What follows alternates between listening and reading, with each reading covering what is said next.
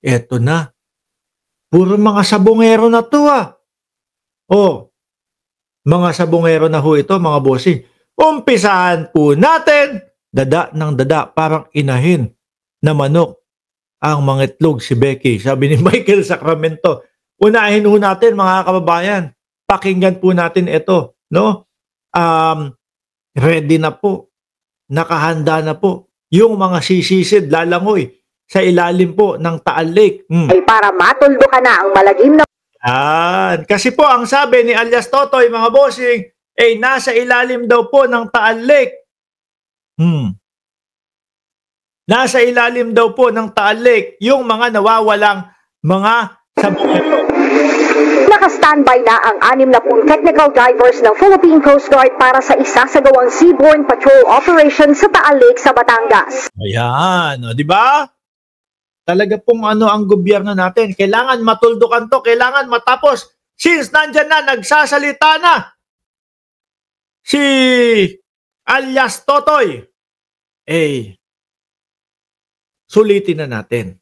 Sabi ni James Pascual, sa James Sukal daw, puro kamarites vlogger, wala namang winta.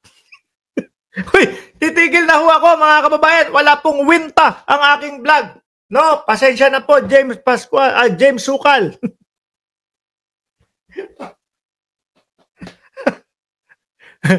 Pasensya na po kung hindi ako makapagbigay ng winta sa inyo. Ito, nagkukomento lang naman kami. Ayan, naririnig mo naman. Di ba, galing sa balita? Tapos sasabihin mo pa, walang winta ang vlog ko. Marites ba yan? Di ba? Marites ba yan? Galing na nga. Anong channel itong nagbabalita na ito? James Sukal, Pag makinig ka, sabi, sisisid na sa Taal Lake. Naka-standby na ang 60 technical divers ng Philippine Coast Guard para sa isasagawang seaborne patrol operation sa Taal Lake sa Batangas. Yan ay para... Sila nagbabalita. Ako nagkukomento lang dito. Sasabihan po tayo, wala winta. Anak ng tinapayan, talaga naman mga DDS. Matuldo ka na ang malagim na misteryo sa nawawalang higit na 30 sabongero na inilibing umano sa lawa. Kung matutuloy, ito raw ang pinakaunang retrieval operations sa Taal Lake. Meron naman po tayong mga kaukulang mga equipments. Meron tayong 60 technical divers. So, pati mga divers. Pero tingnan nyo, mga kababayan, kung sakali talagang lumusong sila, mag-dive sila, umilalim sila, tingin niyo po may makikita pa. Ako hindi ko dinidiscourage yung mga umaasa na makita po yung mga kamag-anak nila. Gusto ko po yan, no? Actually, ayoko nga may makita dahil alam natin kahit imposible ho, gusto pa din natin na buhay. Kaya lang, 4 na taon na ho, mga kababayan Di ba? 4 na taon na ho, mga bossing. Kaya po, ang iisipin na lang natin, sige, kung talagang wala na sila, namayapa na sila, at least makita yung mga labi nitong mga tao na ito. Kaya lang ang iniisip ko, mga bossing, 4 na taon na nakababad sa tubig. Pati yung mga sako, malamang po, gulagulanit na din po yun. Nagkalat na din po sa Taal yun, mga kababayan. Ang lava po, di ba? Ilang beses pumuputok po ang bulkan. Siyempre, kung umaabot dyan yung lava, natutunaw din yun, nasusunog yun. Kahit po nasa ilalim na ng tubig yun, pagkainit-init pa din ho nun, mga kababayan. Di ba? Pero malay natin ho. Depende kung ilan ang i-request sa atin ng Department of Justice. But they are all on standby status, so we will just be depending on the instruction. Sa lalim na 174 meters ng Taal Lake.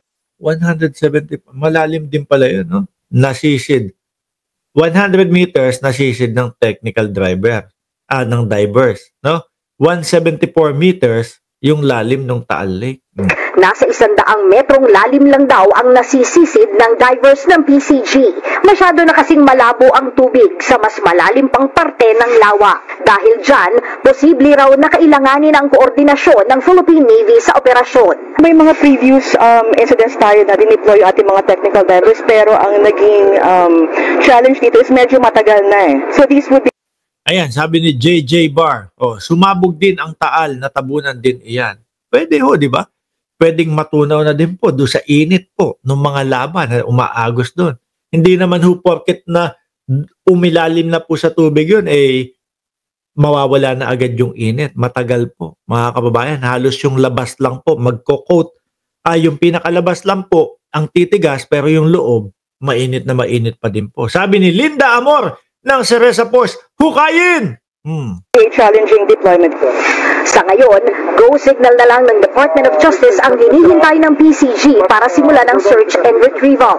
Sa pinakahuling paglantad ng whistleblower na si alias Totoy, hindi raw bababa sa 30 ang sangkot sa umano'y pagkidnap sa Sangkot sa kidnapping ng mga nawawalang sabungero, 20 pulis, 10 sibilyan. mga nawawalang sabungero. 10 raw dyan ang sibilyan habang 20 ay mga pulis. Sagot dyan ng pulisya, Regardless po kung sino po ang involved dito, sibilyan, mataas na tao, at even yung mga kabaho po. Uy, sabi ni James Sukal, dadamay mo pa si Bato. si Gretchen Barreto Ay, nagagalit pala. Nagagalit pala si James Sukal kasi kanina dinadamay niyo si Bato si Gretchen Barreto ang nagsabi noon. Gagalit kay Bato, 25 million daw yung relos niya. Kanino daw galing yun, Nako, inumpisa mo yung Bato, sabi pa ni Gretchen Barreto, tumatalpak daw yung kalbo mo, idol, no? Kaya nga meron tayong pinakita dito nabansagan natin, may hawak si Bato na manok, tumatalpak daw si Bato at may utang pa daw, kaya nabansagan natin, kalbongero. Kalbo na sa bungero. Iyakin pala tong Dadamay mo pa si Bato, asaan ang ebidensya mo? Hunghang na vlog. Sabihin mo yan kay Gretchen Barreto. Siya ang may sabi niyan. Tumatalpak daw yung kalbo. Natin, wala po tayong sasantuhin po dito. So, antayin po natin yung full disclosure po nitong lumabas po na possible witness. sabi ng PNP, handa raw silang protektahan si alias Totoy. Lagi rin daw silang handa sakaling kailanganin ng DOJ ang mas Ano pag sinabi ni alias Totoy, nako si Duterte kasama dito. Iiyak ka, alias Totoy. No, iiyak si alias Totoy, sorry, iiyak tong si James Sukal, 'Di ba? Ngayon, eto, pakinggan mo ito, James Sukal, no? Pakinggan mo ito, James Sukal. Asan ba 'yan? Eto. Bakit saan ba yung video na 'yon? Hindi, ito. James Sukal, tingnan mo ito.